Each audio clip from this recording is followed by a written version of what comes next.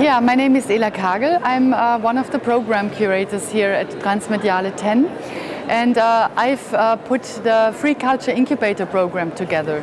And besides working at Transmediale, I'm a freelance curator and producer.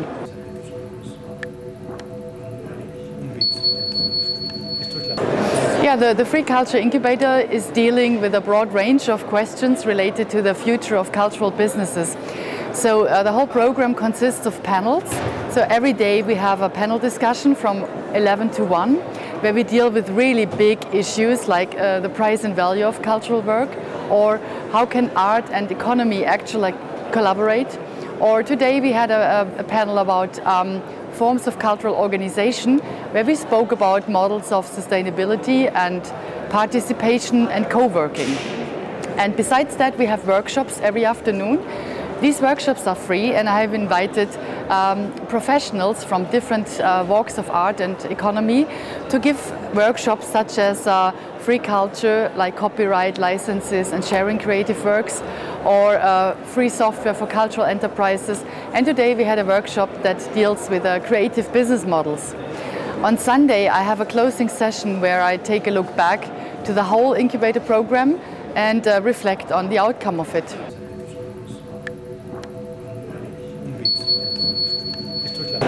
Well, it would be wonderful if I knew that, but currently it seems the only thing we can do, because this question is too big to answer, we can take a look at existing business models that work really well. And there are a number of models, so starting from production models that are financed by the economy up to artist-entrepreneur models, where artists see themselves as business people and create software, for example, or a cultural service that they sell, and really manage to create economically sustainable models out of that. So there's quite a range of examples how that works. But at this point we can only look at those things that work well and maybe derive some insight from it.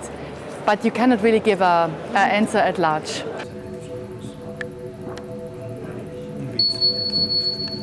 Well, I think intellectual property is an important point. Attribution really is important, because if you create something, you want others to acknowledge your creation.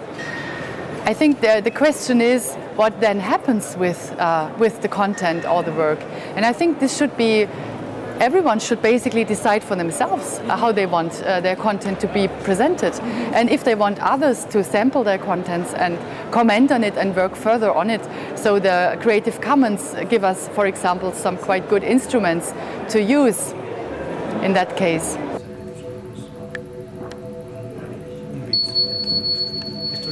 Well, at this moment it's only a program here at Transmediale.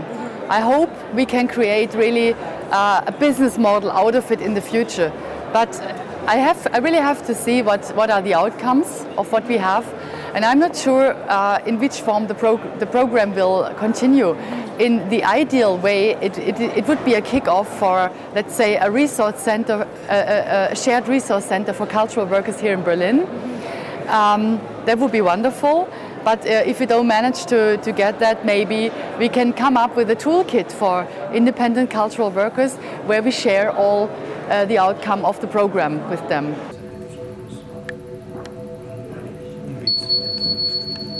Maybe Creative Commons is one, right? And many other programs that are rooted in the free software movement. Linux, for example, is something like that. And so many other things that are based on people's collaboration over networks and are do not really have an economic model in the beginning, but then start to become economically interesting over time.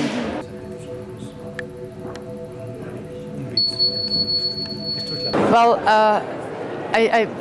the question is, if we see free culture business models in comparison to traditional industries, I think there is a huge difference.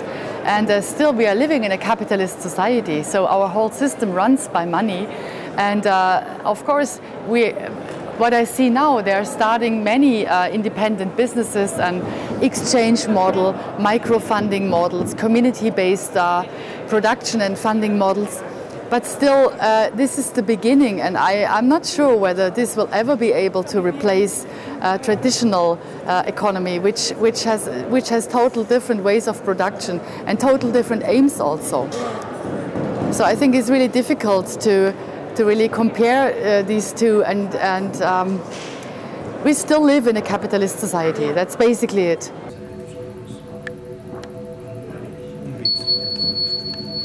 Definitely, they should do it. And find an equilibrium between.